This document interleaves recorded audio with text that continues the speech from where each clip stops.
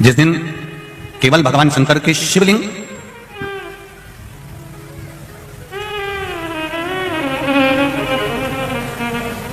जैसे ये जलाधारी है, माता पार्वती जी का हस्तकमल, ये शिवलिंग रखा हुआ है, ये जलाधारी में से पानी बहने का स्थान, बीच में मोटी सी लाइन जहां अशोक सुंदरी विराज रही है, राइट में गणेश जी, लेफ्ट में कार्तिकेय जी, और गोल जो भाग है वो माता जी का हस्तकमल है। और ये जो शिवलिंग रखा हुआ है ये शिव का स्वरूप है। जहां पर भगवान शंकर का शिवलिंग रखा हुआ है उस स्थान पर आज अनंग त्रयोदशी के दिन मात्र जिस पति पत्नी का आपस में बैर चल रहा हो, अदालत में झगड़ा चल रहा हो, विवाद चल रहा हो, आपस में प्रेम समाप्त हो गया हो, एक दूसरे का सम्मान करना भूल गए हो, बात बात में झगड़ा करते हो, जरा जरा सी बात में मन मोटाव हो जाता हो, वो केवल एक कच्चे दूध की मात्र उंगली को भिंगाकर अगर जहां शिवलिंग रखा हुआ है वहां पर केवल कामदेव रति शिव और पार्वती का नाम लेकर मात्र उस कच्चे दूध की मात्र उंगली ही फेर देते हैं तो उन पति पत्नी का जिंदगी में कभी विवाद नहीं हो सकता और कभी गलत मार्ग पर वो जा नहीं सकता। ये अनंग त्रयोदशी की महत्वता है, आज की महत्वता। केवल साल भर में एक दिन होता है जिस दिन भगवान अपने साड़ू भाई के साथ पूजाते हैं। केवल साल भर में एक दिन होता है जिस दिन महादेव कामदेव के साथ पूजाते हैं। केवल साल भर में एक दिन होता है अनंग त्रयोदशी का दिन जिस दिन भगवान शंकर ने कामदेव को भस्म करा था और उसको अनंग कर दिया। और आज पूरे राष्ट्रवासियों को तो बड़ा प्रसन्नता का विषय है कि आपको अनंग त्रयोदशी के साथ में आज सोम प्रदोष का भी आनंद प्राप्त हुआ है। ये शिव की कृपा है, ये उसकी उदारता, ये उसकी करुणा। अनंग त्रयोदशी,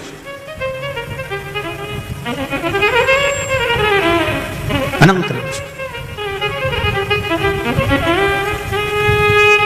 आज के दिन जो 35 साल के हो गए, 30 साल से ऊपर के हो गए, 42 साल के हो गए और जिनका विवाह नहीं हुआ है वो बेलपत्री की मध्य पत्ती पर केवल कच्चा दूध लगाकर ही भगवान शंकर को समर्पित कर देते हैं तो अगली जो अनंग त्रयोदशी आती है उससे पहले उसका मंगल विवाह हो जाता है। इतना महत्व है अनंग त्रयोदशी।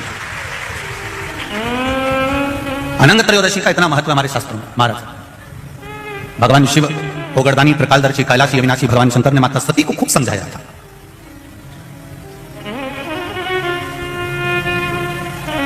और बारंबार माता सती को समझाया गया कि आप मत जाओ अपने पिता के घर में, पर सती माता नहीं मानी थी और पिता के घर चली गई थी। आखिरी में वो भस्म हो गई थी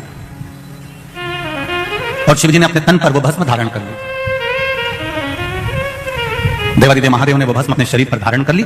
समय आ गया, भगवान देवादिदेव महादेव नेत्र बंद कर अपनी साधना में, अपने तप में, अपने आनंद में, अपने राम नाम में, अपने कृष्ण नाम में डूब गए।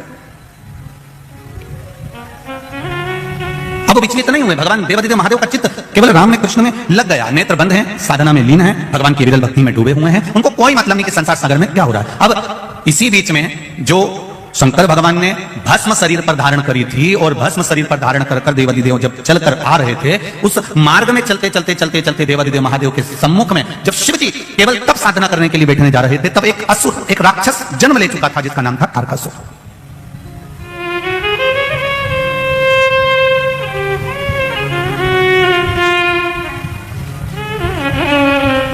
तारकासुर का जन्म हो चुका था। महाराज देवताओं से ज्यादा सिद्धि दानवों में होती है। देवताओं से ज्यादा सिद्धि, देवताओं से ज्यादा विद्या, देवताओं से ज्यादा तंत्र विद्या, मंत्र विद्या, साधना विद्या, सिद्धियां देवता से ज्यादा दानवों के पास होती है, राक्षसों के पास होती है। देवताओं के पास में कोई सिद्धि नहीं होती। देवताओं के पास में तो केवल विश्वास होता है परमात्मा के चरणारविंद का। एक दूसरे के प्रति देवताओं के मन में भरोसा होता है। इंद्रदेव को भरोसा है भगवान नारायण पर, नारायण का भरोसा है भगवान शिव पर, ब्रह्मा जी का भरोसा है नारायण पर, वायुदेव, पवन देव, ये जितने भी देवता हुए हैं, गरुण वरुण, जितने भी देवता होते हैं, इनका विश्वास जागृत होता है। देवताओं से ज्यादा सिद्धि दानवों के पास में होती है। उसके बाद भी तुम पूरे पुराणों को उठाकर देख लीजिए, सारे संसार को उठाकर देख लीजिए और जगह जगह जाकर देख लीजिए कि इतनी सिद्धि दानवों के पास में है, इतने मंत्र तंत्र दानवों के पास में है, इतनी सिद्धियां दानवों के पास में है, उसके बाद भी किसी जगह पर दानवों की पूजन नहीं होती है। होती है तो केवल देवताओं की पूजन होती है, केवल देवताओं की पूजन होती है। क्योंकि शिव पुराण कहती है कि तंत्र मंत्र साधना, ये सिद्धियां, ये सारी जो सिद्धियां है ये कुछ दिन की रहती है। असुरों की, राक्षसों की जो सिद्धियां होती हैं ये थोड़े दिन की होती है, पर जो विश्वास होता है, भरोसा होता है, प्रेम होता है, वात्सल्यता होती है, करुणता होती है, ये कम नहीं होती, ये और बढ़ती चली जाती है। आप जिससे स्नेह करते हो, प्रेम करते हो, विश्वास रखते हो, करुणा रखते हो, वात्सल्यता रखते हो। एक माता अपने पुत्र से प्रेम करती है, वात्सल्यता रखती है, करुणा रखती है, विश्वास रखती है, और बेटा कहीं चले जाए तो मां को नहीं दिखता तो बार बार विचार करती कहां गया, वो दिख नहीं रहा, वो दिख नहीं रहा। कोई स्नेह जो करते हैं, प्रेम जो करते हैं, उसको देखने के लिए तड़पते हैं। और नहीं मिलेगा तो और देखने की तड़प होगी, और नहीं मिलेगा तो और देखने की तड़प होगी। उसी तरह भगवान के प्रति जब हमारा विश्वास जागृत हो जाता है, भगवान के प्रति जब हमारा प्रेम जागृत हो जाता है, ईश्वर के प्रति हमारा भरोसा जागृत हो जाता है, हमारा वात्सल्य, हमारी करुणा और हमारा स्नेह जब बढ़ते चले जाता है, तो उस परमात्मा को देखने की ललकता हमारे भीतर भी जागृत होने लगती है। उसको देखने की ललकता हमारे भीतर और जागृत होने लगती है, उसको देखने का मन जागृत होने लगता है। देव और दानवों में यह अंतर है कि दानवों के पास में सिद्धियां ज्यादा है, दानवों के पास में बहुत सारे तंत्र मंत्र साधना है, पर देवताओं के पास में कोई सिद्धि नहीं, कोई मंत्र नहीं, कोई तंत्र नहीं, कोई साधना नहीं। और देवताओं के पास में भले मंत्र तंत्र साधना नहीं है, उसके बाद भी आज भी संपूर्ण ब्रह्मांड में, संपूर्ण विश्व में देवता पूजाते हैं, दानव नहीं पूजाते। भले उनके पास में कितनी भी सिद्धियां हो, कितना भी बल हो, कितनी भी सिद्धियां एकत्रित करके रखे हो, कितना भी तंत्र मंत्र इकट्ठा करके रखे हो, पर वो पूजाते नहीं हमारे। तारकासुर केवल असुरों में एक ऐसा था, तारकासुर ने यह विचार कर लिया कि मेरे पास में सिद्धियों की कमी नहीं है, मेरे पास में मंत्र तंत्र की कमी नहीं है, मेरे पास में बहुत सिद्धियां हैं, बहुत मंत्र तंत्र हैं, और यह सिद्धियां मेरे किसी काम की नहीं है। तारकासुर ने विचार कर लिया कि मुझे तो भगवान शंकर का भजन करना है, मुझे शिव भक्ति को धारण करना है, वो कुछ भी नहीं चाहिए।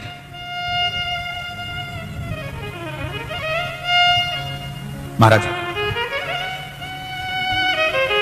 यही चतुरता है। एक कील, एक हथौड़ी, हथौड़ा तुम लेकर आओ, कील ठोकी है, वो कील आड़ी टेढ़ी हो जाएगी। पर एक कारीगर आएगा और वो कील ठोकेगा तो वो कील आड़ी टेढ़ी होगी क्या? नहीं। कारीगर उसमें माहिर है, उसने कील उठाई और ठोकना चालू कर दिया, उसने देखा भी नहीं कील को ठोकना चालू कर दिया और कील सीधी की सीधी लगी है, वो आड़ी टेढ़ी नहीं हुई है, वो आड़ी टेढ़ी होती ही नहीं है क्योंकि वो ठोक रहा है। तो उसमें कारीगरी जो है वो कील ठोकने में प्रबल है और वो ठोक रहा है। उसी तरह जैसे कील संसार का कोई व्यक्ति ठोक रहा है तो वो आड़ी टेढ़ी हो सकती है, और कारीगर अगर ठोक रहा है तो वो सीधी ही लगेगी। उसी तरह आप इस मन को, इस चित्त को, इस वृत्ति को कहीं पर भी लेकर चले जाओ और किसी श्रेष्ठ कारीगर के पास में अगर पहुंच गए, किसी शिवालय में, किसी शिव महापुराण की कथा में पहुंच गए और वहां कोई कारीगर मिल गया तो इस मन को परमात्मा के चरणों में ठोक ही देगा, ये निश्चित है। ये इसकी श्रेष्ठता। मैंने तेरे ही भरोसे, ओ बाबा तेरे ही भरोसे, हवा बिच उड़ती जावांगी, बाबा डोर हथों छड़ी ना मैं कटी जावांगी, भोले मैं तेरी बदन, शंभो मैं तेरी बदन, हवा बिच उड़ती जावांगी, बाबा डोर हथों छड़ी ना मैं कटी जावांगी, भोले मैं तेरी बदन, शंभो मैं तेरी बदन। इस मन रूपी कील को किसी कारीगर के पास में, किसी देवालय में ले जाकर रख दो और अच्छा कारीगर मिल गया तो वो ठोकेगा, और फिर एक कील इधर उधर नहीं जाएगी। एक पतराया है, देखिए,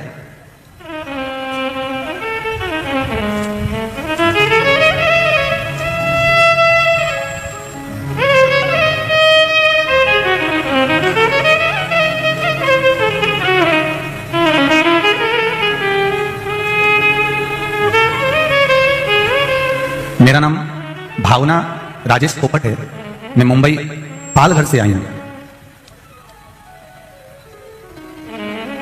उन्होंने एक बात बहुत अच्छी लिखी है, मेरा नाम भावना राजेश पोपट है, मैं मुंबई पालघर से कथा में धोख लगाने आई हूं, मुझे हिंदी ठीक से लिखना बोलना नहीं आती है, तो क्षमा करना कहीं गलती हो तो। बेन, श्री शिवाय नमस्ते। बेन जहां भी बैठी हैं, अगर कहीं बैठी हो तो दोनों हाथ हिला दीजिएगा, आपके जहां कहीं भी बैठे हो दोनों हाथ हिला दीजिएगा,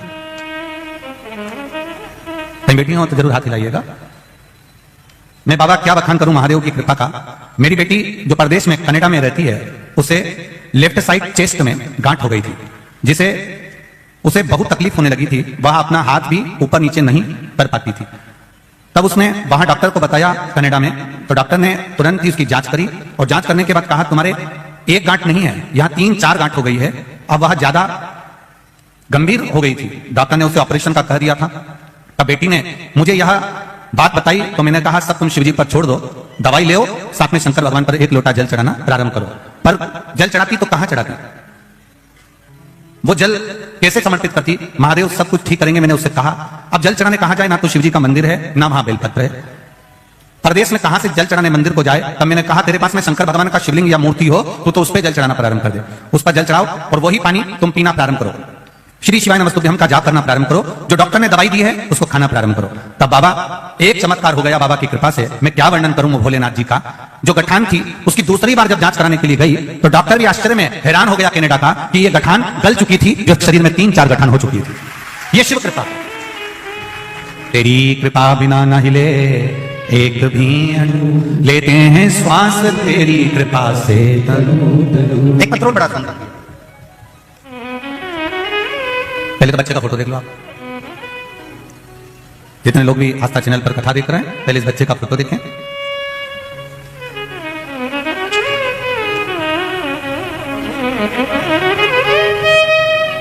मेरा नाम मंजू बबन पांडे है, मैं औरंगाबाद महाराष्ट्र से आई हूं। कहीं बैठी हो तो हाथ हिलाइएगा, कहीं बैठी हो तो दोनों हाथ हिलाइएगा। अच्छा, उस वाले पंडाल में है क्या? तो दोनों हाथ हिलाइएगा एक बार। मेरा नाम मंजू बबन पांडे है, मैं औरंगाबाद महाराष्ट्र से आई हूं। जहां कहीं बैठी हो तो दोनों हाथ हिलाइएगा एक बार। कैमरे वाले को दिख जाए तो हमें भी दिख जाए। शंभू,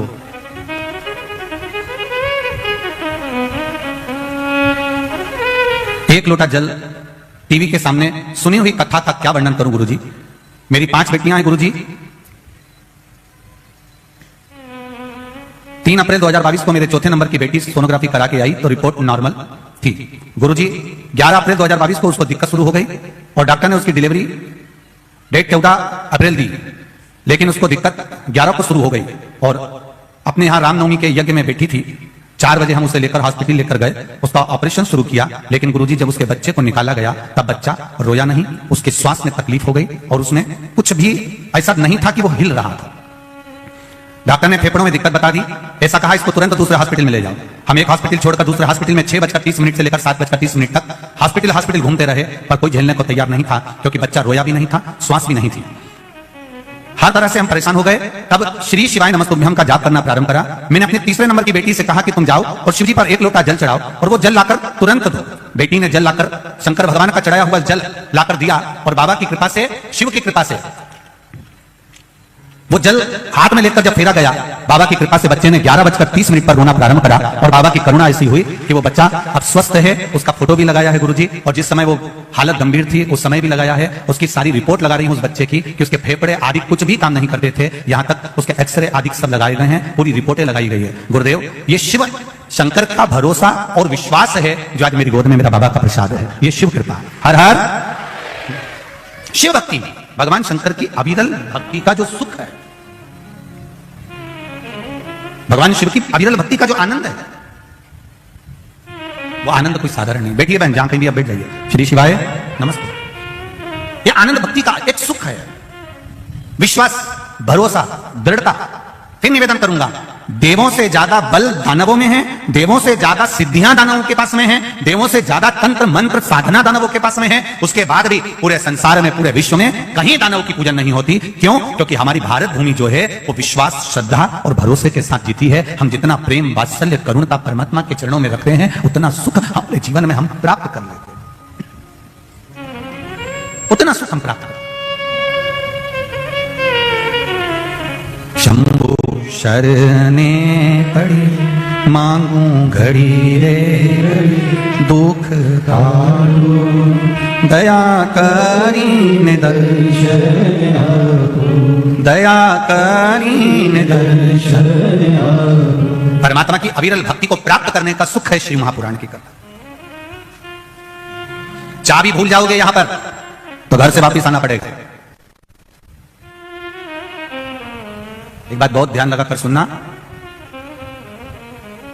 चाबी की याद कब आती है? जब घर पर जम के बोलो जरा पहुंच गए। चश्मा भूल गए, चश्मे की याद कब आती है? जब कुछ पढ़ते से।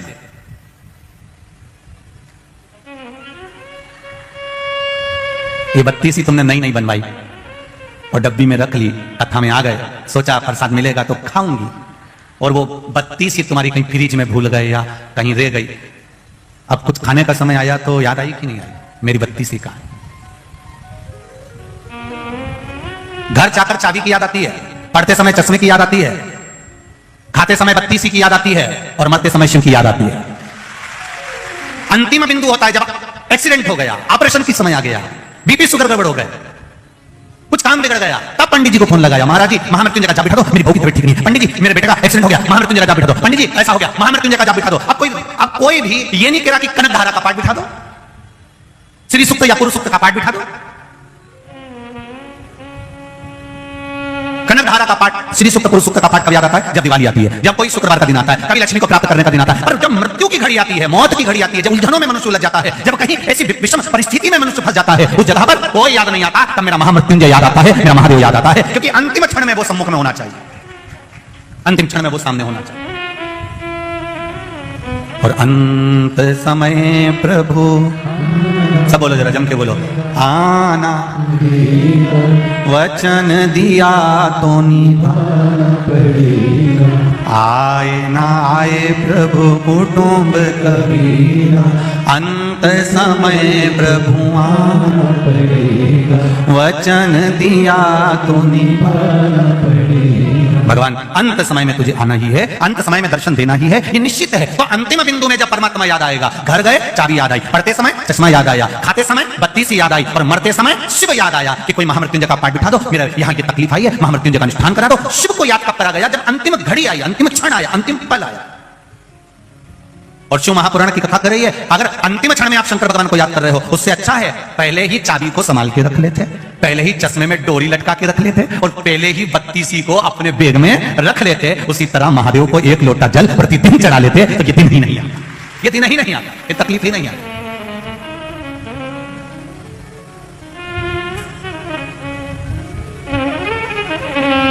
तारकासुर प्रकट हो गया, तारकासुर को लगा, तारकासुर को यह ज्ञात हुआ कि मुझ में बल बहुत है, मैं सब कुछ कर सकता हूं, मेरी सामर्थ्यता बहुत कुछ करने की।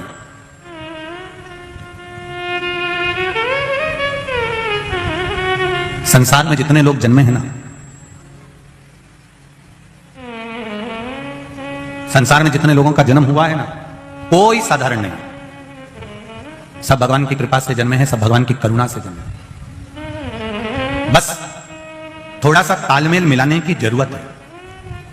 इतने चतुर चतुर लोग संसार में हैं, इतने विद्वान विद्वान लोग संसार में हैं, उसके बाद भी भूल कर जाते हैं परिवार में रहकर। पांव में जब चप्पल पहनते हैं तो दोनों चप्पल का नंबर एक ही रखते हैं, दोनों चप्पल का नंबर एक ही रखा।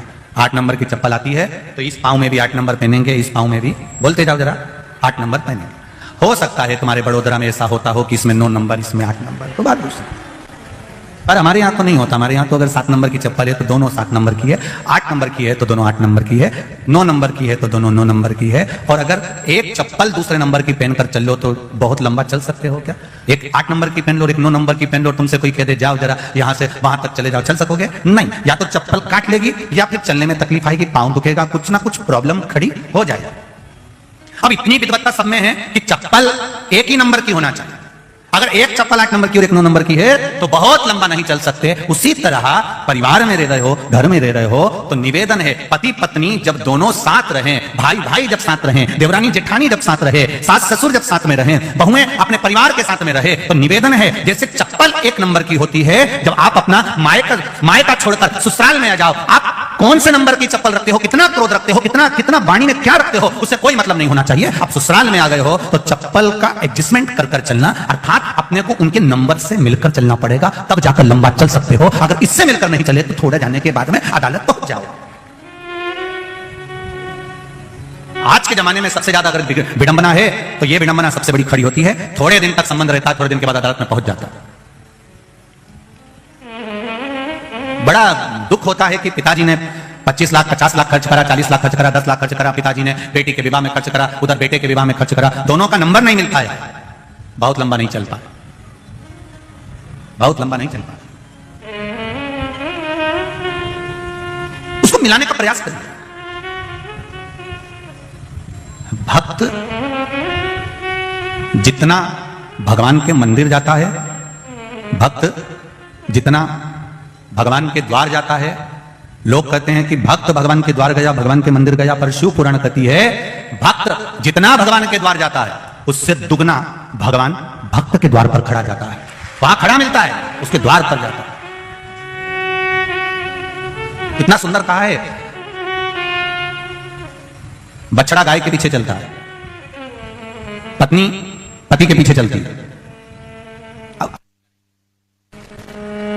अभी का तो हम नहीं कह सकते, पर पहले का नियम था।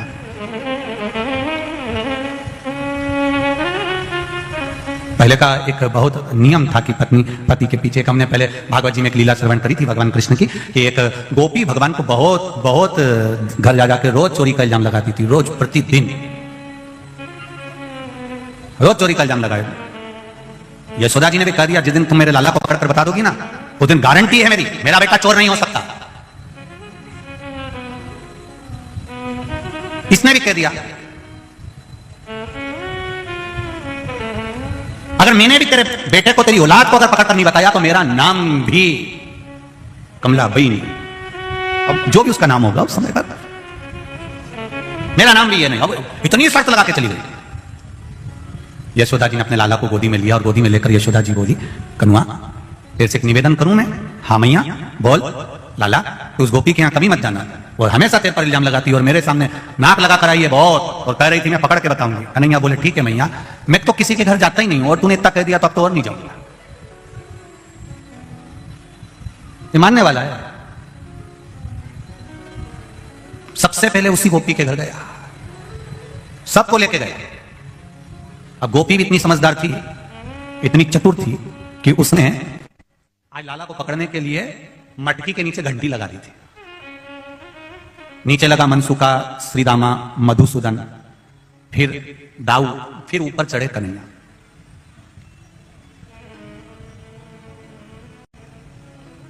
अब नीचे जो मनसुका लगा था उसको छींक आ रही थी।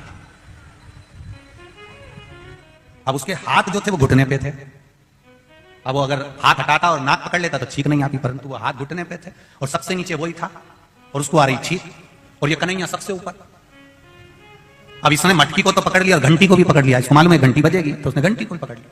इतनी देर में जो नीचे था मनसुका वो छींक दिया, और छींका तो ये सब धड़ धड़ धड़ धड़ नीचे। अब ये सब तो नीचे आ गए, वो अकेला टंगा है। अब उसका एक हाथ नीचे आ गया कन्हैया का, और घंटी टन टन बोलना चालू करी, सब भग गए, अकेला टंगा ऊपर, अकेला।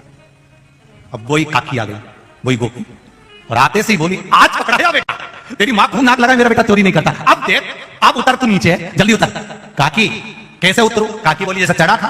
कन्हैया बोले चढ़ते समय तो और भी नीचे लगे थे। अरे नीचे उतर जा। नहीं उतरू काकी, मेरे से ऐसे उतरते नहीं। अरे कूद जा, लग जाएगी, मैं नहीं उतरू। एक काम करना काकी, तू मेरे नीचे लग जा। काकी ने कहा मैं नीचे लगूंगी, तू मुझ पर पांव रखेगा तो क्या हुआ? काकी बोली मेरी उम्र देख रही है।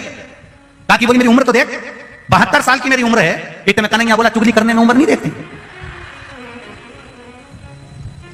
काकी ने बोला मैं लग जाती हूं तो धीरे से उतरना हो, देख मेरा बुढ़ापे का ध्यान रखना हो। अब कन्हैया ने काकी के कंधे पर पांव रखा, मटकी को पकड़ा। अब कन्हैया एक पांव इधर करे, एक पांव इधर करे, फिर इधर करे, फिर इधर करे। काकी यूं यूं होए तो इतने में काकी चिल्लाई क्या कर रहा है, उतरता क्यों नहीं है? कन्हैया बोला काकी ऐसे लग रहा है जैसे सावन के महीने में हिंडोला झूल रहा है। काकी बोली आग लगे तेरे हिंडोले को, नीचे उतर। तब कन्हैया ने छोटी मोटी पकड़ के नीचे उतरा और काकी ने उसको पांव में दमोच लिया। अब काकी तो कंगा कर रही थी, बाल बार रही थी, पूरा बाल खुला हुआ था उसका, और इसने कन्हैया को पांव में दमोच लिया। और जल्दी से काकी ने कहा आज पकड़ में आया है, तेरी मैया खूब नाक लगाती थी, मेरा बेटा चोरी नहीं करता, चोरी नहीं करता, आज दिखाऊंगी तेरे को, ले जाके तू चल तो सही। और कन्हैया को पांव में दमोच लिया काकी ने, और जल्दी से चोटी करने लगी। अब चोटी करने में समय लगता, अब चोटी करने में समय लगे तो उसने क्या करा, फिर चोटी नहीं करी। फिर जैसे गुजरात की मेरी बहन क्या करती है,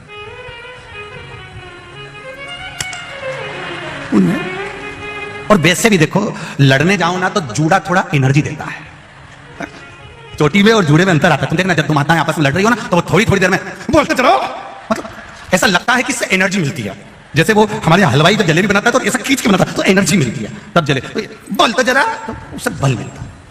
अब काकी ने बाल बांध लिया और बाल बांध के चल जल्दी कन्हैया, चल उठ तो जरा, तेरी मैया के पास चल, चल तो जरा। अब इतने में कन्हैया काकी मैया के पास मत ले जा, तुझे मेरी सौगंध है, काकी मैया के पास मत ले जा। काकी तो मानने को तैयार नहीं, ले गई हाथ पकड़ के बाहर, ऊपर से दरवाजे में लगा दी कुंडी, ताला लगाया और लगा के सीधे बाहर लेकर गई। इतनी देर में कन्हैया जमीन पर सो गया, उठे ही नहीं, उठ तेरी मैया के पास चल। नहीं जाऊंगा, नहीं जाऊंगा, नहीं जाऊंगा, मचल गया, नीचे सो गया, जमीन पर पड़ गया, नहीं जाऊं, नहीं जाऊं।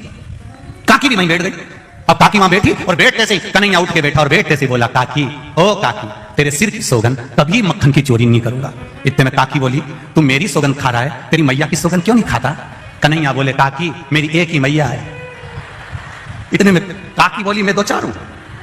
थोड़ी देर बाद कन्हैया ने काकी के दोनों कान पकड़ लिए, खुद के कान पकड़ने की जगह काकी के पकड़कर बोला काकी तेरे कान पकड़ के क्षमा मांगता हूं, कभी चोरी नहीं करूंगा। काकी बोली पहले तो मेरे कान छोड़। क्षमा मांगने के लिए खुद के कान पकड़ते हैं और तू मेरे पकड़ रहा। काकी ने नहीं सुना, हाथ पकड़ा लेके चली। चलते चलते चलते चलते आगे में और सामने चलते हुए चौराहे पर मार्ग से जैसे जा रही थी, इतनी देर में इसका जो ससुर वहां बैठा हुआ, तो ससुर ने बहू को देख लिया। बहू को देखा, उसके पास में आ गया। आते से बोला, बहू कहां जा रही है? कहीं नहीं, इस कन्हैया को लेकर जा रही हूं, इसकी मैया को दिखाने के लिए। अब ससुर इधर, बहू का मुंह इधर, इतना घूंघट कर लिया, इतना घूंघट।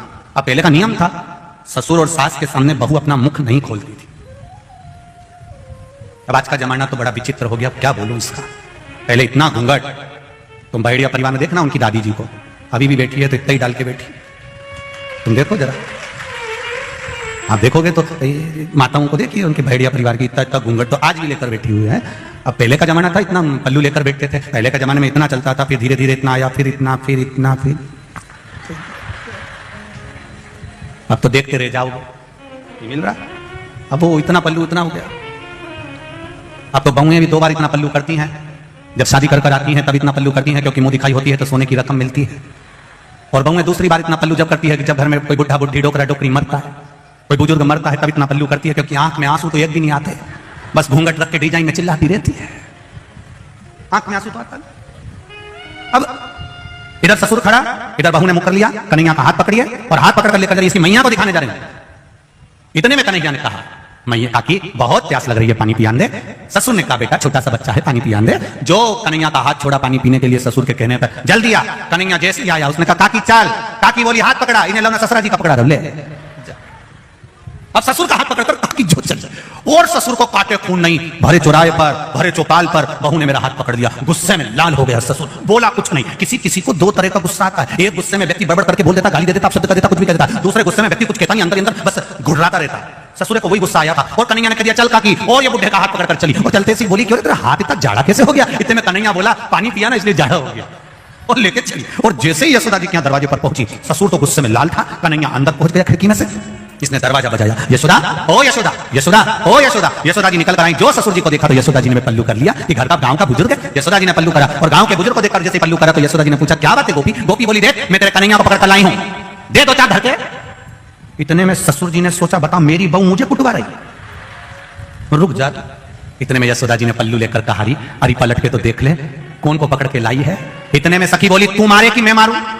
ससुर ने कहा, मेरी बहू मुझे मारेगी, आज देखो ही सरी। ससुर खड़ा, और इतने में यशोदा जी बोली, पीछे पलट तो सरी। जो यशोदा जी ने कहा और सखी ने पलट कर देखा तो ससुर को देखकर रो पड़ी, पिताजी तुम कहां से आ गए? इतने में मैं तो कन्हैया को पकड़ कर लाई थी। ससुर जी ने कहा, तू घरे तो चल, तुझे बच्चे में और बुढ़े में अंतर नहीं टिके, तू घरे आ, घर आ।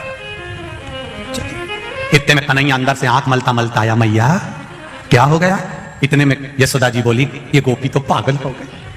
यशोदा जी अंदर गई, कन्हैया बाहर निकल के ठोड़ी पे हाथ रखकर बोला, कैसी है? जो कन्हैया ने कहा। इतने में तो गोपी बोली, तू रुक जा रही, एक बार अब की बार पकड़ाई में आ गया ना, पुदीना की चटनी नहीं बनाई, ऐसी तेरी चटनी नहीं बनाई तो मेरा नाम गोपी नहीं। इतने में कन्हैया बोला, पहले घरे जा, घरे तेरा खसम तेरी ऐसी चटनी बनाएगा, तेरा पति तेरी चटनी बनाएगा, तू जा। और ये गोपी घर गई। ससुर जी रात को बैठे हुए थे, गोपी ने कहा उनसे मत कहना। ससुर जी ने कहा, जाओ अपने कमरे में। रात को ससुर जग रहा, पति आ गया इसका। पति ने पूछा, पिताजी आज आपको नींद नहीं आ रही? बाबूजी, दाई जी आज आपको नींद नहीं आ रही?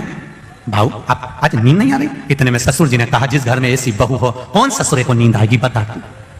क्या हुआ? रास्ते में से मेरा हाथ पकड़ कर यशोदा जी क्या ले गई और क्या मारो, और क्या मैं कन्हैया को पकड़ के लाई थी? इतने बुढ़े में इसको कन्हैया दिख रहा।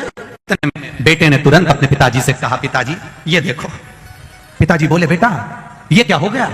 पिताजी रात को पानी पीने उठा था, इसने डंडा उठा के मेरे को जो दिया धर के। मैंने पूछा किसको मारे? तो क्या कन्हैया को मार रही? बताओ, इसको पति में कन्हैया दिखे, पिताजी इसको ससुर में कन्हैया दिखे, इसको हो क्या? ससुर ने कहा, बेटा मुझे लग रहा है इसको कोई हवा मवा लग गई, अब वो निकलेगी कैसे? तो उन्होंने कहा, एक काम करो, वृंदावन जाते हैं तो वहां पर एक बाबा बैठा है काली खामा लोड़ के, उसको लेकर आ जा। इतने में कन्हैया जी के पास में मनसुखा ने जाकर कर दिया, वो गोपी का पति जा रहा है बाबा जी को लेने। कन्हैया ने माखन की मटकी उठाई, बाबा जी को दे दी, बाबा की काली खामा लोड़कर कन्हैया बैठ गया। इतने में इसका पति आकर बोला, बाबा मेरी पत्नी को कोई हवा धर गई, बाबा उसको सही कर दो बाबा। बाबा ने कहा चलो, आगे आगे इसका पति, पीछे पीछे बाबा, काली का मलोड़ कर कन्हैया गए। और जो पहुंचे, इतने में कन्हैया ने कह दिया, ससुर भी दूर रहो, पति भी दूर रहो, पहले मुझे देख के आन दो कि कौन को हवा लगी है। कि वो बैठी है, दरवाजे पे बैठी थी। कन्हैया काली कमल ओढ़कर जो गए और ओढ़कर जाकर कम्बल हटाकर बोले, काकी काकी वाली कन्हैया आ गया। अब जैसे ही बोली कन्हैया आ गया, इतने में तो ससुर और पति दोनों चिल्ला के बोले, बस बाबा हवा ये लगी है। अरे एक तरह कन्हैया दिख रहा है, बताओ तुम में भी कन्हैया दिख रहा है बाबा, इसको कन्हैया दिखना बंद हो जाए, ऐसी कृपा कर दो। इतने में भगवान ने कहा तुम चिंता मत करो, इसको दरवाजा लगाने का बहुत शौक है, इसको अंदर खटिया से बांध दो। कमरे में खटिया से बांधा, 5 किलो मिर्ची लाओ, एक तगाड़ी कंडा जला के लाओ, लकड़ी जला के लाओ, अंदर रखो, 5 किलो मिर्ची झोंक के दरवाजा लगा के बाहर बैठ गया। थोड़ी देर बाद अंदर गया, सबसे कह दिया अंदर मत आना, अंदर जाके पीछे काकी कैसी काकी क्या थी, तो रुक तो सही। पति आकर बोले बाबा थोड़ा ठीक है। कन्हैया ने काकी से पूछा अब चुगली करेगी, मेरी मैया के पास जाके कुछ बोलेगी? इतने में ससुर ने कहा बाबा इससे पूछो कहीं कन्हैया तो नहीं दिख रहा है। इतने में खड़े हो जाओ। कन्हैया ने पूछा ये कौन है? महाराज ससुरा जी। ये कौन है? हमारा पति देवता। मैं कौन हूं? कन्हैया। इतने में ससुर ने कहा बाबा 2 भूतनी तो निकल गई, एक बच्ची है, 5 किलो और झोंक दो तुम तो, और झोंको 5 किलो। और उन्हें ली ने 5 किलो मिर्ची और झोंक दी। ले अब की बार कन्हैया ने पूछा ये कौन? महाराज ससुरा। ये कौन? हमारा पति देवता। ये मैं कौन? बाबा। बाबा तुम्हें कहीं कन्हैया दिख रहा? बिल्कुल नहीं दिख रहा, बिल्कुल कोई वजह। हृदय चित्त से कथा करें। भगवान को पाने का एक तरीका, गोपियों के रोम रोम में श्याम है, हनुमान जी के रोम रोम में राम है, और जल चढ़ाने वाले के रोम रोम में महादेव है। उसकी भक्ति का बल बड़ा होना चाहिए, और जब भक्ति का बल बड़ा होता है तब भगवान को प्राप्त करने का तरीका बदल जाता है। गोपियों को भगवान के प्राप्त करने का तरीका बदलना पड़ा। हनुमान जी महाराज पहली बार राम जी से मिले, उन्होंने भगवान को प्राप्त करने का तरीका बदल लिया। संत ब्राह्मण का रूप रखकर राम जी के पास जाकर परीक्षा ले लेते, तरीका बदला। भगवान को पाने का भी तरीका बदल गया।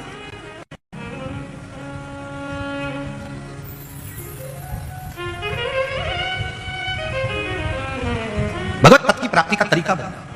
बस शिव कथा यही कर रही है। आप दिल से, हृदय से, चित्त से, मन से जब भगवान की शरणागति ग्रहण करते हो तब भगवान आपको पकड़ लेगा। गाय के पीछे बछड़ा चलता है, पति के पीछे पत्नी चलती है, और भक्त के पीछे मेरा महादेव चलता है, वो पीछे पीछे चलता है।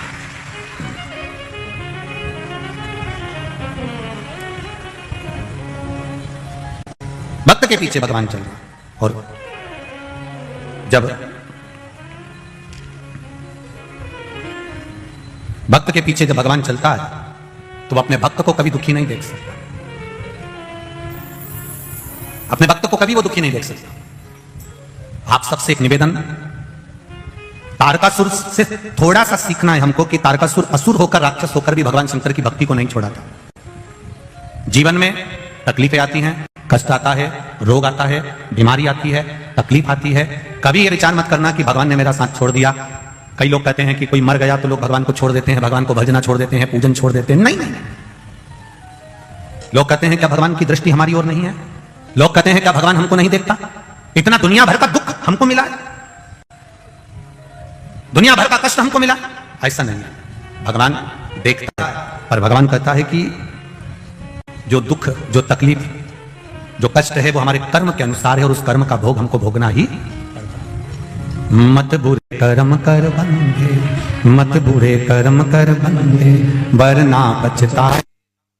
भगवान की आंखों से तू बच नहीं पाएगा, तू बच नहीं पाएगा। अरे ओ अज्ञानी मत करना, अरे ओ अज्ञानी मत करना।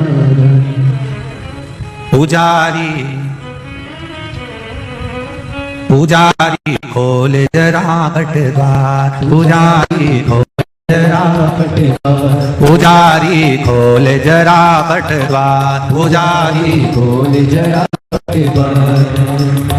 बंद कोठरी में है बेटा, बंद कोठरी में है बेटा, बंद कोठरी में है बेटा, बंद कोठरी में है बेटा। बाबा महाकाल सरकार, पुजारी पुजारी पुजारी खोल जरा पटद्वार, पुजारी खोल जरा पटद्वार, पुजारी खोल जरा पटद्वार, पुजारी खोल जरा पटद्वार। आओ से दोनों हाथों से ताली से बजाते हैं।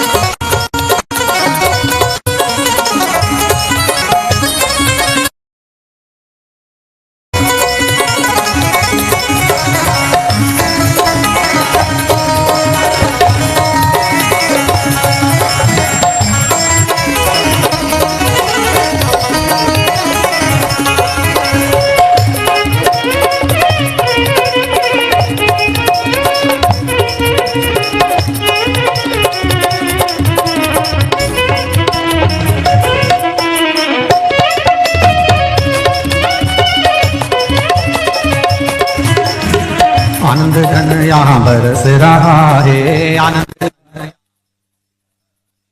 पत्ता पत्ता हर्ष रहा है, पत्ता पत्ता हर्ष रहा है। पी पी कहे कोई तरस रहा है, पी पी कहे कोई तरस रहा है।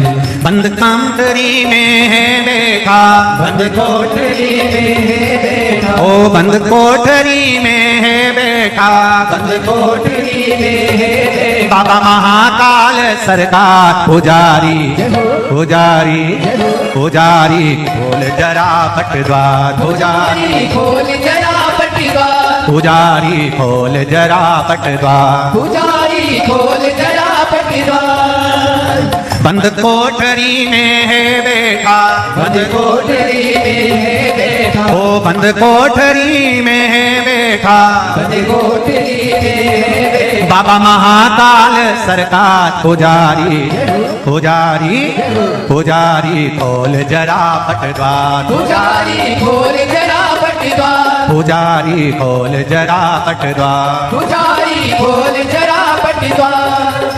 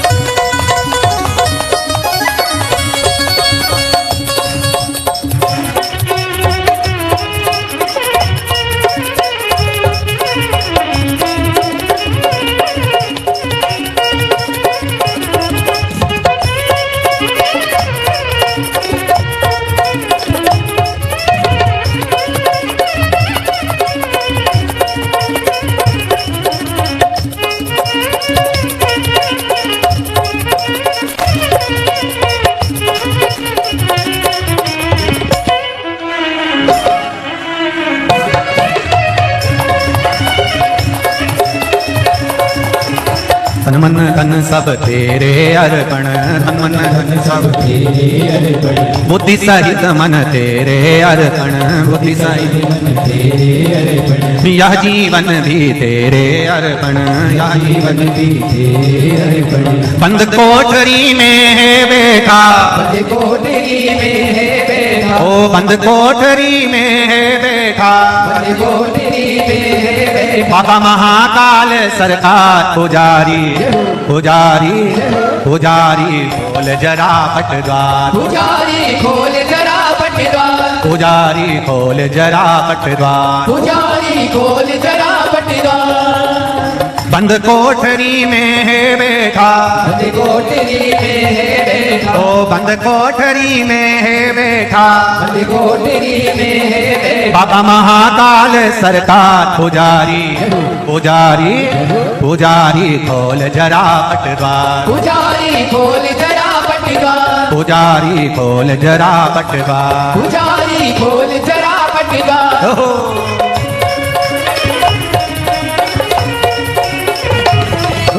शंभो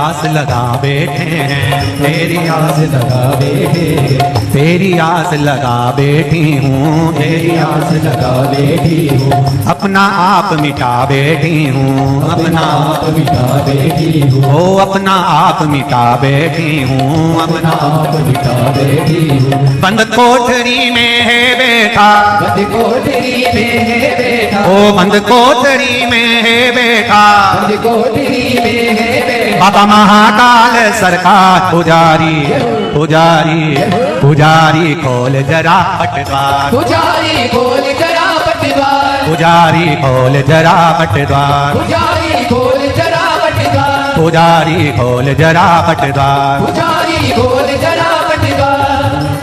बंद कोठरी में है बैठा, बंद कोठरी में है बैठा, ओ बंद कोठरी में है बैठा, बंद कोठरी में है बैठा, बाबा महाकाल सरकार। पुजारी पुजारी पुजारी खोल जरा पटद्वार, पुजारी खोल जरा पटद्वार, पुजारी खोल जरा पटद्वार, पुजारी खोल जरा पटद्वार, पुजारी खोल जरा पटद्वार, पुजारी खोल जरा पटद्वार, पुजारी खोल जरा पटद्वार। पुजारी खोल जरा पटद्वार। हार हार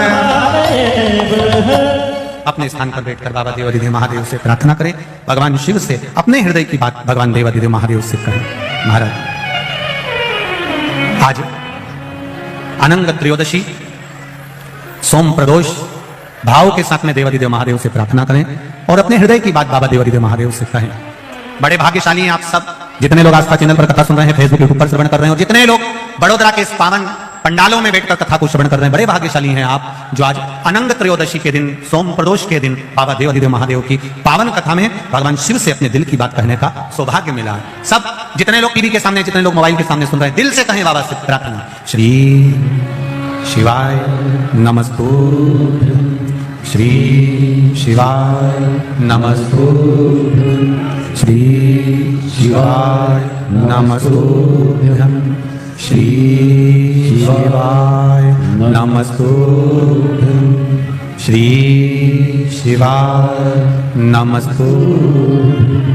भोला सब दुख काटो, ओ भोला सब दुख काटो, शिव शंकर जपूं तेरी माला, भोले बाबा जपूं तेरी माला, भोला सब दुख काटो मारा, ओ भोला सब दुख काटो।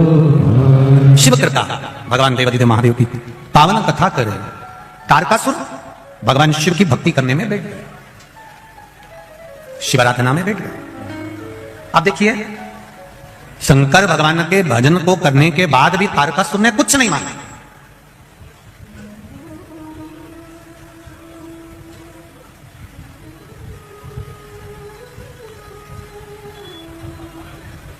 प्रसाद का एक मतलब अच्छे से समझिए जरा। प्रसाद का एक मतलब होता है अपने आप मिल जाना। प्रसाद मांगा नहीं जाता, प्रसाद जो देता है वो हाथ बढ़ाकर देता है। और बहुत ध्यान दीजिएगा जरा थोड़ा सा, एक वो एग्जाम में किसी किसी विषय में बच्चे को 5 नंबर, 4 नंबर, 7 नंबर ज्यादा मिलते हैं, किसी किसी।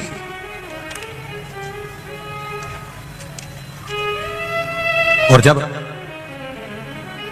उस बच्चे को 2-4 नंबर, 5 नंबर ज्यादा मिलते हैं तो उसको अंग्रेजी में ग्रेस बोलते हैं, इतना नंबर ज्यादा मिला। मतलब वो उसने मांगा नहीं है।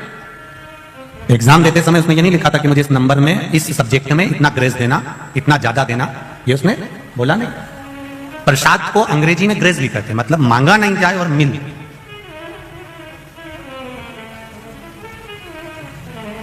तारकासुर ने कुछ नहीं मांगा देवाधिदेव महादेव से, फिर भी तारकासुर को सब मिल गया। तारकासुर का एक सुंदर महल था, सुंदर नगर था, सुंदर खूब बंगला ने राजसी ठाट तारकासुर का था। उसने मांगा कुछ नहीं, उसको ग्रेस में मिल गए। शिव प्रसाद होता ही ऐसा। शंकर भगवान को जल चढ़ाओ, बेलपत्री चढ़ाओ, तुम कुछ भी मत मांगो, तो भी शंकर भगवान अपने मंदिर से जाने वाले को, अपने देवालय से, अपने शिवालय से जाने वाले को ग्रेस मतलब कुछ ना कुछ देकर भेज ही देते हैं, भले वो मांगे ना मांगे, हाथ फैलाए ना फैलाए, कुछ ले ना ले, वो हाथ बढ़ा कर देता है। वो मेरा देव अधिदेव महादेव है जो दे रहा है, उससे मांगा नहीं जाता, वो दे देता है।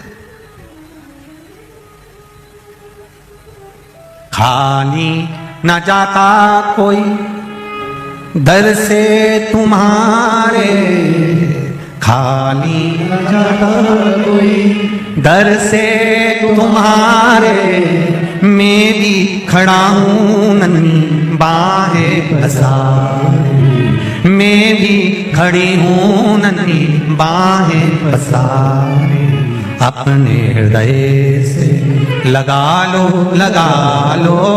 गिरा जा रहा हूं, उठा लो प्रभु अपने दर से, अब तो न टालो, गिरा जा रहा हूं, उठा लो। आप शिव के मंदिर जाएं, आप शंकर भगवान की चौखट पर जाएं, आप शिव के द्वार जाएं, मांगने की जरूरत नहीं है, आप वो दे देगा। आपके हृदय में क्या है वो जानता है। अभी इंदौर की कथा किस किसने सुनी थी टीवी पर? हाथ उठाओ जरा, जिसने सुनी। सबने सुनी है? धरो धरो वापिस धरो, ठीक है। इंदौर की कथा में एक बात कही थी कि ब्रह्मा जी के सामने ब्रह्माणी ने, ब्रह्मा जी के सामने सरस्वती ने, ब्रह्मा जी के सामने वीणा देवी ने अहंकार के शब्द कह दिए थे कि मुझ में इतना स्वर है, मुझ में इतना ज्ञान है। तब ब्रह्मा जी ने कह दिया था कि तुम्हें शंकर भगवान के पास जाना पड़ेगा। तुम रुका जी के पास गई, तुम रुका जी ने उनको ज्ञान नहीं दिया, तब जाकर शिव जी ने उनको शास्त्रीय संगीत का सुर प्रदान किया। जब सरस्वती माता को स्वर दे दिया गया, जब सरस्वती माता को भगवान शंकर ने, नटराज ने सब कुछ दे दिया, तब माता सरस्वती ने नटराज से कहा, भोलेनाथ जी से कहा, मेरे लिए भी तो कोई आज्ञा करो, आपने मुझे इतना दिया है तो मैं गुरु दीक्षा में आपको क्या, मैं आपको क्या प्रदान करूं? यह प्रसंग उस दिन रह गया था। आज अनंग त्रयोदशी के दिन यह प्रसंग वापिस आया है, इसको अच्छे से सुनना। भगवान शंकर जी से, नटराज जी से सरस्वती जी कह रही हैं कि आपने मुझे स्वर दिया, आपने मुझे संगीत दिया, आपने मुझे सब कुछ प्रदान करा, अब मेरा भी तो फर्ज बनता है, मेरा भी तो कोई फर्ज है कि अपने गुरु को कुछ दूं, मैं अपने गुरु को मैं कुछ प्रदान करूं, ये मेरा फर्ज है। क्या दूं मैं आपको? देवादिदेव महादेव ने जो मांगा वो संपूर्ण विश्व के कल्याण के लिए मांगा। क्या मांगा मेरे महादेव ने? मेरे महादेव ने कहा, वीणा देवी, सरस्वती सुनो, जिसे जरासंध और दुर्योधन ने जो मांगा था, भीम के हृदय की बात आपने माता पार्वती को बताई थी। बस मेरे शिवालय में, मेरे मंदिर में, मेरे देवालय में कोई जल चढ़ाने आए या बेलपत्र चढ़ाने आए या भूल से भी मेरी देहली पर चढ़ जाए, उसके मन में क्या चल रहा है आप तुरंत बस नंदी से जाकर कह देना, नंदी मुझे बता देगा, मैं शाम को प्रदोष काल के समय रोज भ्रमण पर जाता हूं, मैं कल्याण कर दूंगा। बस इतनी सी। अब वीणा देवी सरस्वती का काम क्या है? वीणा देवी सरस्वती का काम क्या है? शिवजी के मंदिर में वीणा देवी सरस्वती का कार्य क्या है? भगवान शंकर की चौखट पर पार्वती मैया अंदर है, नंदी के पास में माता लक्ष्मी विराजमान है, वीणा देवी भगवान शंकर की चौखट के बाहर शिष्य गुरु के द्वार पर है। और वीणा देवी ने कह दिया, भोलेनाथ, अब आपके मंदिर में जो भी आएगा, जो जिस भाव से आएगा, भले वो मांगे ना मांगे, पर मैं उसके हृदय में निवास कर कर उसके चित्त की बात को ध्यान कर कर नंदीश्वर को बता दूंगी, और आप प्रदोष काल में जब आप भ्रमण के लिए जाएंगे तब आप उसको प्रदान कर देना। बस इतनी सी कृपा करना। ये वीणा देवी को वर दिया, और वीणा देवी ने शिव को वचन दिया। प्रदोष काल कब होता है? सूर्य अस्त होने वाला है, सूर्य डूबने वाला है, उसके 45 मिनट पहले से सूर्य डूब जाता है, उसके 45 मिनट बाद तक प्रदोष काल का समय होता है। शिव जी के भ्रमण का समय क्या है? यही प्रदोष काल। प्रतिदिन मेरे देवादिदेव महादेव भ्रमण पर निकलते, प्रतिदिन।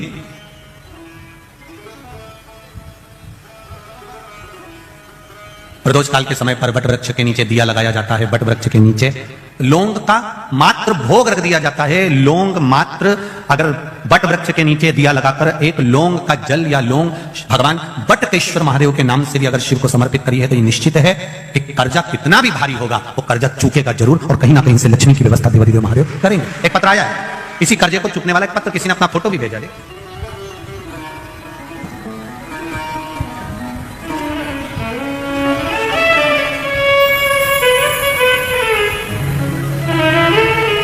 मेरा नाम राजाराम जाधव, पाटिल गांव, औरंगपुर, शिवपुर, शाहदा, जिला नंदुरबार, महाराष्ट्र से आया हूं। कहीं बैठे हो तो हाथ हिलाइएगा। आप ही हैं? दोनों हाथ हिला दो ऐसा। श्री शिवाय नमस्तुभ्यम। एक बार फिर से हिलाइए दोनों हाथ। श्री शिवाय नमस्तुभ्यम। महाराष्ट्र नंदुरबार से आया हूं।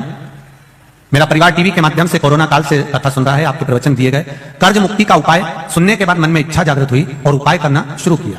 आपके कहने से बढ़ के पेड़ के जड़ में बटकेश्वर महादेव के नाम से आपने जो बताया था वैसा की वैसा ही पूजन करना प्रारंभ कर। चावल हल्दी मिलाकर जल छोड़ना, बाबा जी की इच्छा से प्रसाद स्वरूप जैसा आपने वर्णन किया था वैसा ही कर वहां से जल लाकर, जिस खेती में, खेती का फोटो भी मैं लगा रहा हूं, जमीन का फोटो लगा रहा हूं, जिस खेती में एक अन्न का दाना नहीं होता था, पूरा कर्जे में डूबता चले गया था, बाबा की कृपा से बाबा ने ऐसी प्रेरणा दी कि हमने उस खेती में बटकेश्वर महादेव का पूजन करने के बाद अभी तक जो फसल लगाते थे वो फसल हटाकर हमने उसमें मिर्ची बो दी। आप बार बार कथा में कहते हो काली मिर्ची काली मिर्ची, तो हमने मिर्ची लगा दी। हमने ये थोड़ी ना कहा था कि तुम मिर्ची लगाओ दादा, हमने मिर्ची बो दी। और बाबा की कृपा देखिए, बटकेश्वर महादेव का नाम लेकर गया था, इतना कर्जा था कि प्राण जाने की नौबत आ गई थी, पर बटकेश्वर महादेव की कृपा से मिर्ची लगाई और मिर्ची की जो फसल आई उसने मेरा पूरा कर्जा चुका दिया। देवादिदेव महादेव को नमन करने आया हूं। बाबा की कृपा से खेती तो इतनी है गुरुदेव कि बाबा ने खूब दी है, पर कर्जा भी अपार था जो बाबा ने मेरा चुका दिया। मैं बाबा को नंदुरबार महाराष्ट्र से आकर यहां प्रणाम करने आया हूं। बैठिए। श्री शिवाय नमस्ते। ये शिव है, ये शंकर, ये औघड़ी, ये दयालु। तेरी कृपा बिना ना हिले एक भी अणु, लेते हैं श्वास तेरी कृपा से। बखान क्या करूं मैं राखों के ढेर का, चपटी भभूत में खजाना।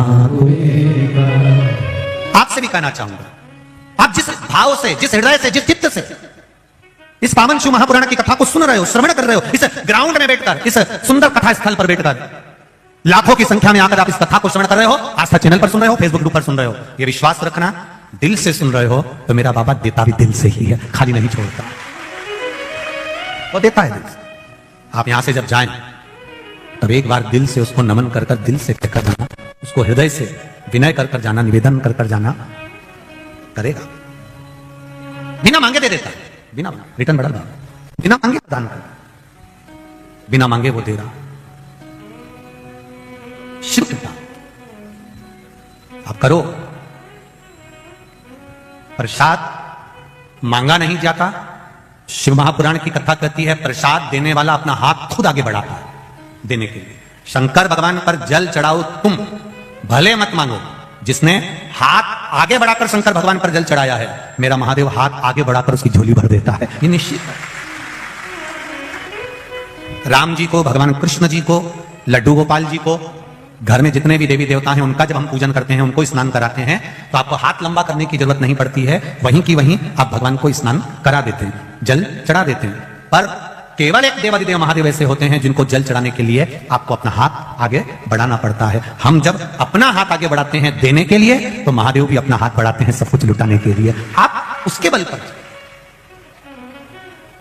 वो प्रदान करता, वो देता।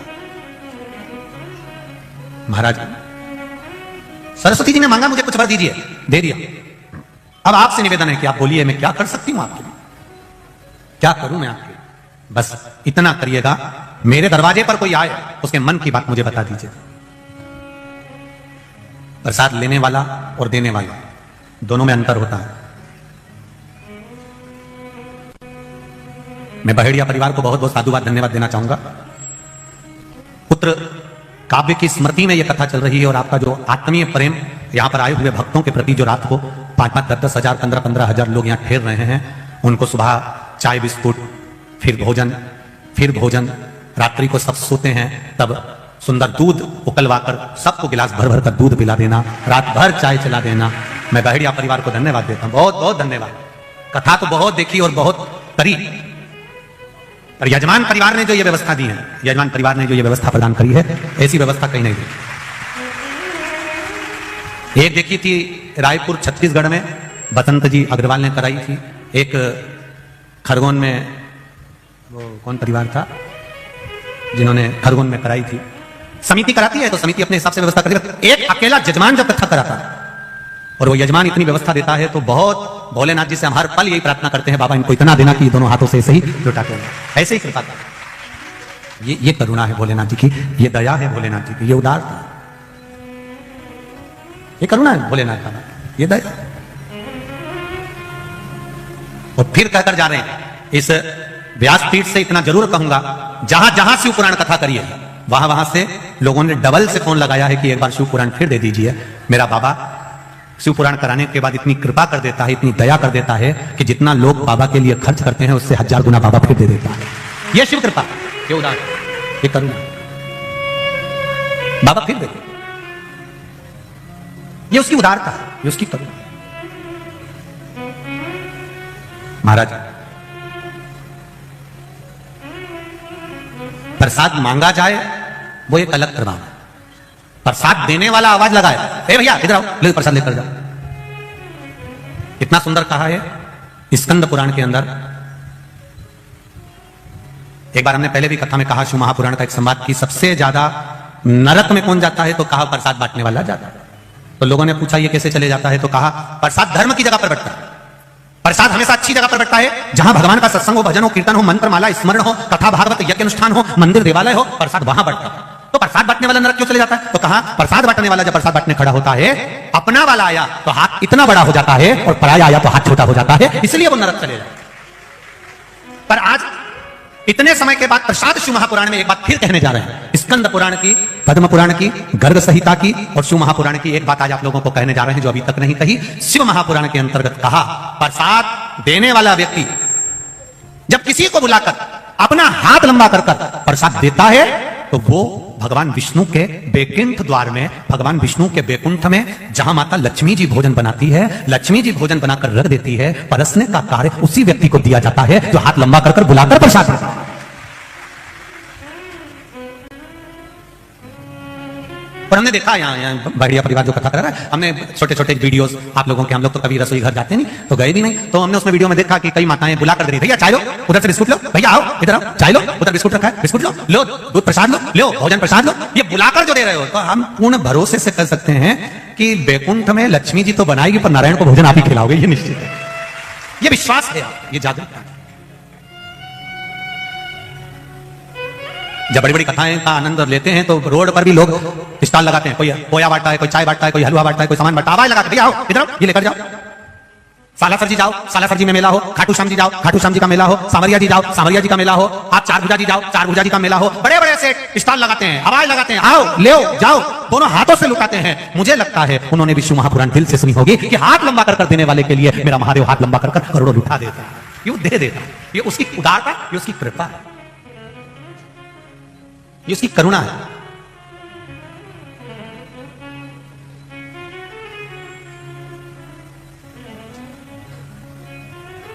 और हम भी इस बड़ौदा की धरा से, वडोदरा से सीख कर जाएंगे बहुत कुछ।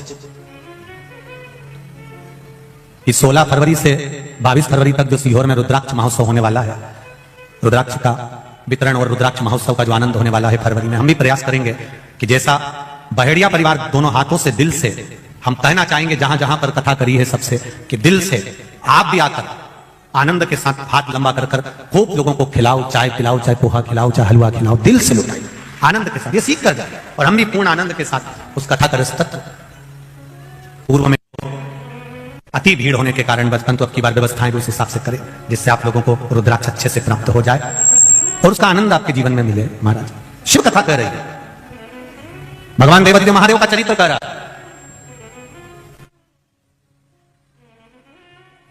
तारकासुर, बिना मांगे तारकासुर को सब मिल गया, देवताओं में हलचल मच गई,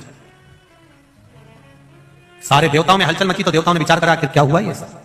तारकासुर का एक नियम था, बट वृक्ष के नीचे तारकासुर भजन करता है, आंवले के वृक्ष के नीचे तारकासुर भजन करता है, पीपल के वृक्ष के नीचे तारकासुर भजन करता है, शमी के वृक्ष के नीचे तारकासुर भजन करता है। ये हमारा सनातन धर्म कहता है, बट वृक्ष की पूजन करने वाला, बट वृक्ष के नीचे शिव की आराधना करने वाला, लौंग समर्पित कर जल चढ़ाने वाले का जैसे कर्ज मुक्ति होती है, उसी तरह आंवले के वृक्ष के नीचे मात्र ताजा मिष्ठान दूध का बनाकर उस सामग्री को भगवान आंवले के वृक्ष के नीचे पूजन करने से लक्ष्मी और संपदा की वृद्धि होती है।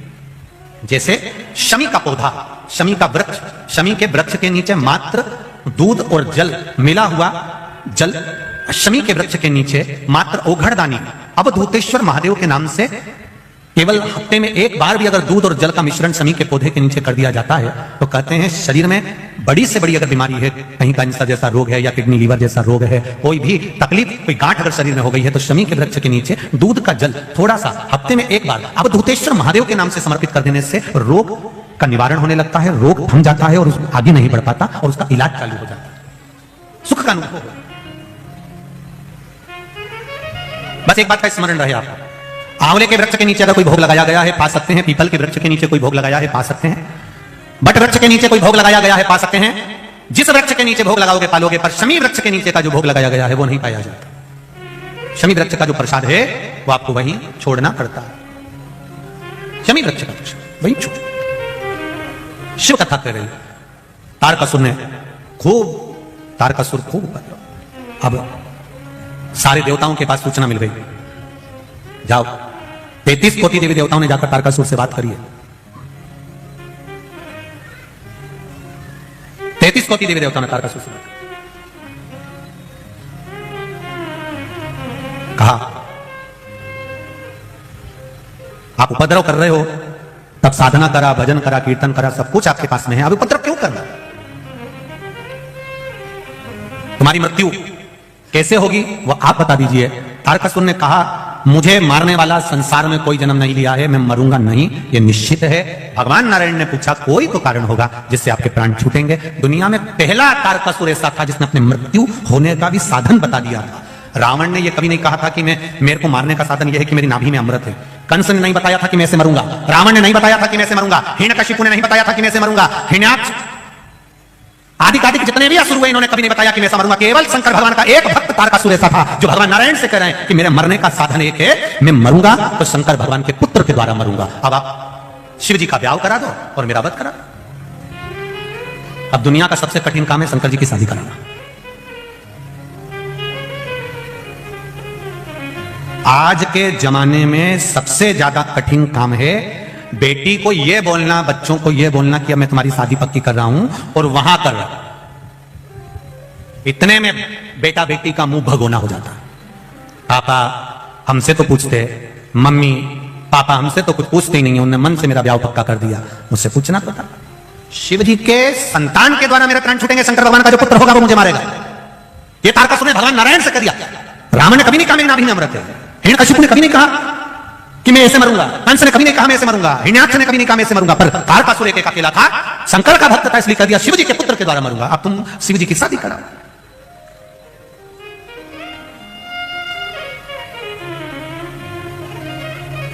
तारकासुर से हमारे लोगों ने सीखा, ये सीखा है हमारे लोगों ने, ऐसा नहीं बेटी का ब्याह करना है, बेटे का ब्याह करना करूंगा, पर थोड़ा सा पहले मकान बना लूं, थोड़ा सा मकान का ये काम करवा लूं, इसके बाद बेटी ब्याह का। मतलब तारकासुर का संबोधन ध्यान में है, मरूंगा पर शंकर भगवान के पुत्र के द्वारा मरूंगा। भगवान शिव का पुत्र। अब शंकर जी तो समाधि में लीन थे, कौन मारे इनको? पहले समाधि तोड़ो। अब समाधि को तोड़ने के लिए सारे प्रयास कर लिए। अब आज ही का दिन मार्गशीर्ष शुक्ल पक्ष की त्रयोदशी कामदेव को बुलाया गया, जाओ कामदेव जाकर समाधि तोड़ो। कामदेव ने तीक्ष्ण तीक्ष्ण बाण चलाए, खूब चलाए, पर शिव जी की समाधि नहीं टूटी। तब समाधि में बैठे हुए देवाधिदेव महादेव को माता सती ने स्मरण कराया, ये मेरी बहन का पति है, मैं दक्ष प्रजापति की बेटी सती और मेरी बहन है रति, ये रति का पुत्र है, रति का पति है कामदेव। आप मेरे लिए कुछ नहीं करे, कम से कम इनके लिए थोड़ा सा आप नेत्र खोल लीजिए। देवाधिदेव महादेव रिश्तेदारी निभाना जानते थे। दुनिया में केवल एक देवाधिदेव महादेव ऐसे हैं जो अपने संबंध को निभाना जानते हैं, रिश्ता निभाना जानते हैं, संबंध निभाना जानते हैं कि संबंध किसको कहते हैं। शिव जी ने, कामदेव ने नेत्र खोल जो बाण छोड़ा, शंकर जी का तीसरा नेत्र खुला। खुलते से आम के पल्लव में, आम के वृक्ष के ऊपर, आम के पल्लव पर कामदेव छुप कर बैठे थे, जलकर बस।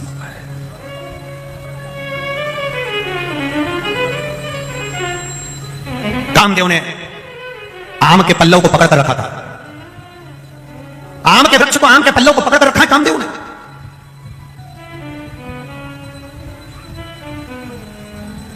33 कोटि देवी देवताओं ने आकर उस आम के वृक्ष पर 33 कोटि देवी देवताओं ने आकर कहा, कामदेव चिंता मत करो, अगर तुम भस्म भी हो गए हम शिव से तुम्हें वापस प्राप्त कर लेंगे। कामदेव प्रसन्न हो गया, बड़ी कृपा करी। इस आम के पल्लव के ऊपर आपका मुझे दर्शन हुआ। आज भी सनातन हिंदू धर्म के अंदर घर में कोई भी शुभ कार्य होता है तो दरवाजे पर आम की बंदरवाल बांधी जाती है, क्योंकि वो आम की बंदरवाल नहीं होती। 33 कोटि देवी देवता चौखट पर आकर बैठ जाते हैं और हम जब उस चौखट के अंदर प्रवेश करते हैं या बाहर निकलते हैं तो 33 कोटि देवी देवता हमको आशीर्वाद देते रहते हैं। ये आम के पत्ते की बंदरवाल है। अभी तक गुजरात में बनती कि नहीं बनती हमको नहीं मालूम, बनती है क्या? बनते हैं। आज भी घर में शुभ कार्य होगा आम के पत्ते लगाए जाएंगे, आम के पत्ते की बंदरवाल बांधी जाएगी। विवाह होगा आम के पत्ते की बंदरवाल। आम के पल्लव में कामदेव छुपकर बैठे थे और आम के वृक्ष के ऊपर 33 कोटि देवी देवताओं ने आकर कामदेव को दर्शन दिया था, इसलिए आम के पत्ते की बंदरवाल बांधी जाती है। कई लोग कहते हैं आम तो खट्टा होता है, आम तो खटास होती है, फिर इसके पत्ते क्यों लगाए जाते हैं? क्योंकि 33 कोटि देवी देवताओं ने आकर यहां दर्शन दिया। आम के पल्लव के ऊपर, आम के वृक्ष के ऊपर देव का पधार का दर्शन दिया। महाराज भगवान देवादिदेव महादेव शिव औघड़दान त्रिकालदर्शी कैलाशी अविनाशी मेरे बाबा मेरे शिव कामदेव को भस्म कर दिया। कामदेव आकर रोने लगा। रति कामदेव की धर्मपत्नी रो रही है, मेरा पति मार दिया केवल देवताओं के हित के लिए, मेरे पति के प्राण छूट गए केवल देवताओं के हित के लिए। भगवान शिव ने, भगवान ब्रह्मा विष्णु देव आदि सारे देवताओं ने मिलकर भगवान की स्तुति करी। तब कहा तुम्हारा पति तुमको मिलेगा जब भगवान कृष्ण पृथ्वी पर आएंगे, द्वापर में कृष्ण आएंगे, तब उनके उस पुत्र के रूप में तुम्हारा पति वापिस तुम्हें मिल जाएगा। तब तक इनका शरीर दिखेगा नहीं पर ये रहेंगे, इनको अनंग कहा जाएगा। आज वही कौन सी त्रयोदशी है? जम के बोलो जरा। अनंग त्रयोदशी। रति की आंख में आंसू भरा था, मेरा पति चले गया, मैं उनके बिना कैसे रह सकती, मैं भी अपना प्राण त्याग दूंगी। शिव जी ने मना करा, नहीं रति तुम प्राणों को नहीं त्यागो, तुम्हारी तप साधना के बल पर, तुम्हारी तप साधना के प्रभाव से तुम्हारा पति तुम्हें वापस मिलेगा। और कृष्ण अवतार की कथा कहती है, ले जाकर समुद्र में डाल दिया था प्रद्युम्न को, तब उस जगह पर फिर रति महामाया बनकर उसको अपना बल से फिर जीवित करती है, प्राप्त करती है। ये तप साधना है पत्नी की। रति ने कहा, एक बार आपकी समाधि तोड़ने से मेरा पति मर गया, उसका अनंग हो गया, उसका शरीर चले गया, भस्म हो गया। आप मुझे कोई दूसरा वर नहीं देंगे? देवादिदेव महादेव ने कहा, मांग रति तुझे क्या चाहिए? तू सती की छोटी बहन है, तू सती की बहन है, मांग तुझे क्या चाहिए? रति कहती है, एक बार दे दीजिए। जिस दिन मेरा पति अनंग हुआ है, उसका शरीर गया है, वो दिन संपूर्ण ब्रह्मांड पर जो स्त्री, जो नारी, जो पुरुष, जो जीव शंकर भगवान पर मात्र कामदेव और रति, महादेव और सती का नाम लेकर मात्र दूध का ही स्पर्श करेगा, उसका आनंद उसको 7 जन्म तक प्राप्त होगा, फिर वो कभी जीवन में भटकेगा। जिस पति पत्नी का झगड़ा होता है या पति पत्नी में प्रेम समाप्त हो गया या स्नेह समाप्त हो गया, विवाद चल रहा हो, आपस में एक दूसरे का मुंह देखना पसंद नहीं है, बच्चों के प्रति कोई स्नेह नहीं, माता पिता के प्रति कोई स्नेह नहीं, उसके लिए आज अनंग त्रयोदशी का जो दिन है और सोम प्रदोष का जो आज दिन बना है, शायद भूतों ना भविष्य जिंदगी में ऐसा दिन फिर वापिस आने वाला नहीं है। सोम प्रदोष भी पड़ गया और अनंग त्रयोदशी भी। और कितनी खुशी की बात है जो आज आप और हमको ये पावन कथा अनंग त्रयोदशी के दिन, अनंग त्रयोदशी की महत्वता जानने का मौका मिला है। शायद बड़ोदरा वालों ने कुछ ना कुछ पुण्य तो बहुत प्रबल किया कि निश्चित ये प्रभु कृपा। मेरा जिन बेटा बेटियों का विवाह नहीं हो रहा उनसे भी निवेदन है, आज का प्रयोग अवश्य करें, आज का आनंद जरूर पाएं। अनंग त्रयोदशी, केवल एक बेलपत्री का पत्ता, उस पर दूध और बाबा देवादिदेव महादेव को कामदेव, रति, शिव और सती का नाम लेकर अपनी कामना का स्मरण कर समर्पित करिए, सुख प्राप्त हो, आनंद की अनुभूति होगी। एक आनंद, एक सुख उसके जीवन में प्राप्त हो जाता है। शिव कथा कर रहे हैं, भगवान शंकर का चरित्र कर रहा है।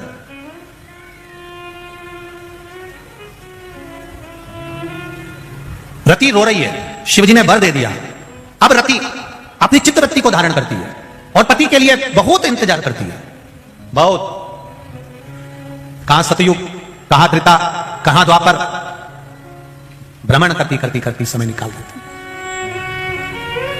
समय आया, शिव महापुराण की कथा करती है, सती मैया जो जलकर भस्म हुई थी वो हिमालय राज के घर में मैनावती के गर्भ से पार्वती के रूप में प्रकट हो गई। मैना, धन्या और कला, ये 3 पितरों की लड़कियां हैं, पितरों की बेटियां हैं, पितृलोक में रहती हैं।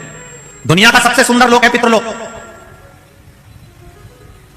दुनिया का सर्वश्रेष्ठ लोक पितृलोक, जहां से पितर किसी दूसरी जगह जाना नहीं चाहते। कई लोग कहते हैं हमारे पितरों के लिए मुक्ति के लिए हमने ये करा, पितरों के मोक्ष के लिए ये करा, पितरों के मोक्ष के लिए ये करा, पर कोई पितरों से पूछे संसार में भटक रहे हैं तो उनकी मुक्ति का केंद्र कारण करिए, आप उपाय करिए, पर पितृलोक में विराजमान है तो उनकी मुक्ति का कोई यत्न मत करिए। क्यों? क्योंकि पितृलोक में पितृ सबसे ज्यादा प्रसन्न रहते हैं। उनसे पूछा जाए तुम्हारी प्रसन्नता का कारण क्या है, तो पितृलोक के पितृ कहते हैं जितनी देर संसार के मनुष्य शिव महापुराण की कथा में बैठते हैं, भले टीवी के सामने सुने, मोबाइल पर सुने, चाहे कथा पंडाल में बैठकर शिव महापुराण की कथा सुने, जितनी देर आप जमीन पर बैठकर आसन लगाकर कथा को श्रवण करते हो, उतनी देर तक भगवान विष्णु अपने घर के पितरों के कंधे पर हाथ रखकर पूरी शिव महापुराण की कथा को सुनते हैं। उतनी देर महादेव की कथा का रसतत्व भगवान नारायण उतनी देर तक हमारे पितरों के कंधे पर हाथ रखते हैं और हाथ रखकर कंधा ठोक ठोक कर कहते, देख तेरे घर के बच्चे ये सब कर्म कर रहे हैं, तेरे घर के बच्चे कथा सुन रहे हैं, तेरे घर के बच्चे ने पुण्य कमाया, तेरे घर के बच्चे ने श्री शिवाय नमस्तुभ्यम गाया, तेरे घर के बच्चे ने शिव तत्व को जाना है, तेरे घर के बच्चे ने पुण्य। भगवान नारायण कंधा ठोक ठोक कर आशीर्वाद देते हैं, ये तेरे घर के बच्चे हैं, ये तेरे घर की बहू है, ये तेरे घर के बेटे हैं। इतने सालों के बाद गुजरात को 2 कथा मिली है, एक ये, एक पावागढ़ के पास में। इतना सालों निकल जाते हैं तब जाकर कहीं शिव महापुराण की कथा, और ये कथा पूरी होगी, और ये कथा पूर्ण होने के लिए 9 तारीख को पूरी हो जाएगी। 12 तारीख को बैतूल, मध्य प्रदेश के बैतूल में शिव महापुराण की कथा प्रारंभ हो जाएगी। जो बैतूल के पास में ताप्ती, सूर्य नारायण भगवान की बेटी ताप्ती नदी जो बहती है, यमुना जी की बहन जो बहती है, उस यमुना जी की बहन ताप्ती के नाम से मां ताप्ती शिव महापुराण की कथा श्रवण करने का सौभाग्य बैतूल वालों को मिलेगा दोपहर में 1 बजे से 4 बजे। बैतूल वालों करो तैयारी, आ रहा है कुबेर भंडारी, आनंद से श्रवण करें। और मैं तो कहूंगा अमरावती साइड में अभी कथा नहीं है, अमरावती परतवाड़ा ये पूरा क्षेत्र, नागपुर साइड में भी अभी 1 साल 1.5 साल 2 साल कथा नहीं। आपको मौका मिल रहा है बैतूल की कथा श्रवण करने का, दिल से सुनो। 1 बजे से 4 बजे तक मां ताप्ती शिव पुराण का आनंद लो। तुम्हारी चित्तवृत्ति में आना चाहिए, गंगा जी में अस्थि विसर्जन होती है, वो अस्थि कई दिनों तक रहती है। यमुना जी में अस्थि जावे तो कई दिनों तक रहती है, गोदावरी में जावे अस्थि बहुत दिनों तक रहती है, कावेरी में, सरस्वती में अस्थि डाली जाए, मंदाकिनी में डाली जाए तो बहुत दिनों तक रहती है। केवल मां ताप्ती यमुना जी की बहन एक अकेली ऐसी है जिसमें अस्थि डालते से ही दूसरे दिन भस्म हो जाती है। ऐसा क्या है मां ताप्ती में, उसको जानो तो सही। जिस हड्डी को, जिस अस्थि को कोई गला नहीं सकता, वो दूसरे दिन अस्थि गल जाए, भस्म हो जाए। ताप्ती नदी का जल में ऐसा क्या भाव है? ऐसा यमुना और ताप्ती में ऐसा क्या झगड़ा हो गया कि यमुना जी ने ताप्ती को कुछ कर दिया और ताप्ती ने यमुना को कुछ कर दिया? ऐसा कौन सा झगड़ा ताप्ती और यमुना का हो गया कि यमराज यमुना के दरवाजे पर जाते हैं और ताप्ती के यहां नहीं पहुंच पाते, और शनि ताप्ती के द्वार पर पहुंच जाता है? हमें वो प्रसंग को जानना है, मां ताप्ती के उस प्रसंग को जानना, उसको पहचानना है, मां ताप्ती के उस संवादों को। वो बैतूल की कथा में 12 से चालू होगी, उसको श्रवण कर 12 दिसंबर से आनंद ले। शिव कथा कह रही है, भगवान शंकर का संवाद कर रहा है। पितृलोक में पितृ संतुष्ट हैं, आनंद में। वो कहते हैं अगर मेरे घर के बच्चे सत्संग कर रहे हैं, संकीर्तन कर रहे हैं, तो मैं तो बड़ोदरा वालों को बधाई देना चाहूंगा, बड़े किस्मत वाले हो। हाँ, ये जरूर हो सकता है कि कथा स्थल ग्राउंड, क्योंकि बड़े बड़े कथा होती है, इतनी पब्लिक आती है, इतना ट्रैफिक रहता है, तो ग्राउंड थोड़ा दूर हो सकता है, पर जितने कदम चलकर आप इस शिव महापुराण की कथा तक आए हो, बड़ोदरा वालों, तुम्हारी झोली भी भाव उतनी ही जोरदार भरने लगा है, ये निश्चित है।